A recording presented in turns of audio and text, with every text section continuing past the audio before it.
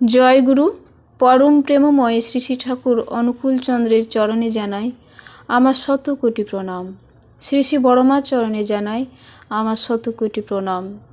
শ্রী শ্রী বরদার চরণে জানাই আমার শতকোটি প্রণাম। শ্রী শ্রী আচার্যদেবের চরণে জানাই আমার শতকোটি প্রণাম।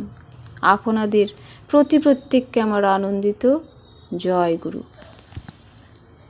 আলোচনা প্রসঙ্গ: মানুষ তার জীবনে একটা উদ্দেশ্য নিয়েই তার গন্তব্যের পথে এগিয়ে যায়। সেই উদ্দেশ্যে এগিয়ে চলার জন্য একটা সঠিক ধারণার প্রয়োজন হয়। ঠিক যেমন একটা অধ্যায় পড়ার সময় আমরা ধারণা করি সেই অধ্যায় থেকে কী রকম প্রশ্ন পরীক্ষায় আসতে পারে।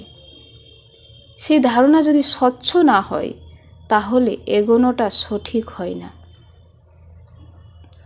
আর আমাদের চাওয়া কি, আমাদের উদ্দেশ্য কি, এই প্রশ্নের উত্তরই আমাদের শ্রী শ্রী ঠাকুর স্পষ্ট করে বলেছেন। আমাদের গন্তব্য হল ঈশ্বর প্রাপ্তি, ধারণ পালন সম্বেগ সিদ্ধ ব্যক্তিত্ব।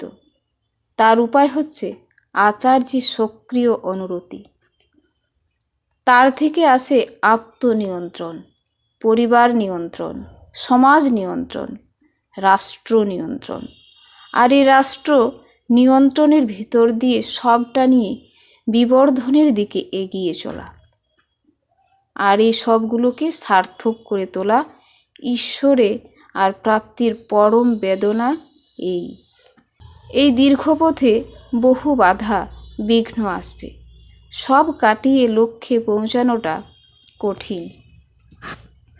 গুরুকে মনন করে, আচার্যকে অনুসরণ করে চললে তবেই সেই পথে এগোনো যাবে সহজ সাবলীলতায়।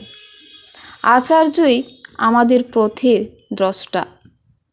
পথ অনুধাবনের হতাশা আমাদের নেই, আছে অনুসরণের আনন্দ। প্রিয় পরম তাই দয়া করে রেখে গেছেন আচার্য পরম্পরা, জীবন্ত আচার্য। তার সহচর্যই আমায় সেই পথে চালিত করবে। তাকে অনুসরণ করে তার কথা মতো এগোলেই আমাদের পরম প্রাপ্তি ঘটবে, জীবন সার্থকতায় পূর্ণ হয়ে উঠবে। সর্বপ্রথম আমাদের তাকে ধারণ করতে হবে নিজেদের মধ্যে, নিজের চরিত্রে, চলনে, বাক্যে। তখন সতই আপনি প্রকাশ পাবেন তিনি। আমাদের সত্তা তারই অবদান। আমরা আমাদের স্রষ্টা নই, স্রষ্টা তো তিনিই। শুধু আমাদেরই নয়, এই জগতের প্রতিটা ধূলিকণার মধ্যেও তিনি বর্তমান। সর্বরূপেই তার অবস্থান। তাই প্রতিটি জীবনে থাকা চাই ইষ্টের অনুরণন, থাকা চাই সেই জীবন্ত আদর্শে পূর্ণ সংযোগ।